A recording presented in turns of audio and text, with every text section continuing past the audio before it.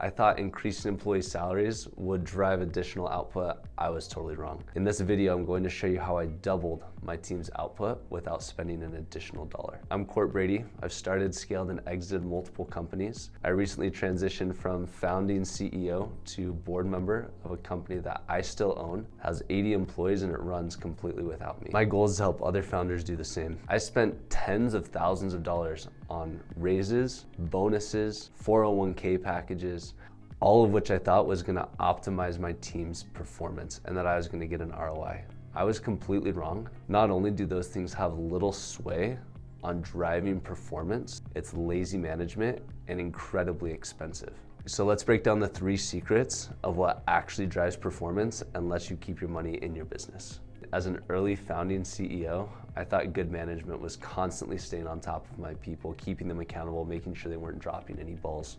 But no matter how hard I pushed, and regardless of how many times I followed up, output stayed the same. I became exhausted, and so did they, and to make matters worse, I felt like this bipolar dictator / savior. One moment I would be praising them in public, hoping to motivate them, and the next moment I'd be cracking a whip saying, stop dropping the ball, you need to improve, this isn't working, and threatening that if they don't step up, they're gonna be let go. I was at the end of my rope, so I hired a consultant to come help me fix this problem. He told me something I'll never forget. Cort, stop trying to fight human nature. That is a battle you are never going to win. Humans, by their very being, are wired for success. People want to win. That's how humans are wired. Your job is not to be the slave driver. Your job is to show them how. So I stopped being the coach screaming from the sidelines, and I started setting the rules, defining how to win, and then stepped back and watched what happened. Turns out that consultant was right, because when people understand what's expected, they'll do what's necessary to win. And that's when the team and company start shifting, because you no longer have to drag your employees. They get in the driver's seat and start pushing the company forward. And that's what we're after. So here's secret number 1.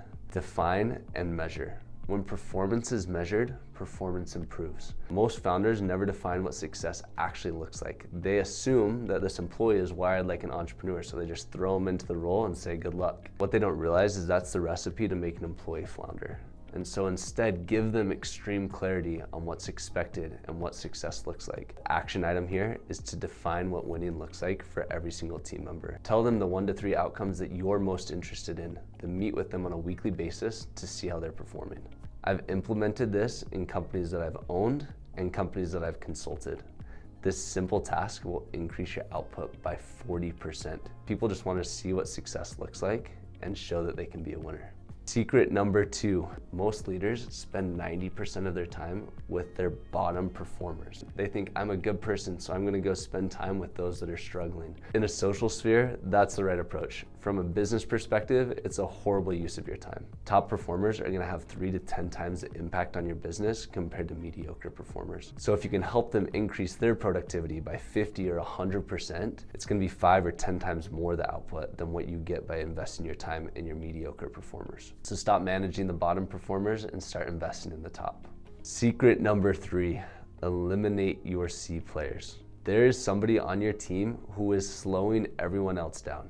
As I say this, somebody is coming to your mind right now. They're not just underperforming, they're toxic, they're dragging the entire team down, but you haven't let them go. And the reason is they're generally a friend or a family member, or they've been there since the beginning, or you're afraid of what people are gonna say or what they're gonna think if you let this person go. Here's the truth. You will have addition by subtraction. You are rewarding the very worst behaviors in your company by tolerating that C player to still be in your business. When you finally get the courage to follow through and cut your C players, everything will increase. Morale goes up, trust goes up, and output goes up.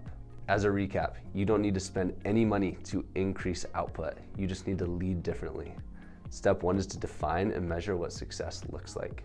Step 2 is to spend all of your time with your top performers. And step 3 is to cut the fat. Get rid of all the C players. So which of these are you actually going to take action on? Comment your action item below and watch your team's performance double.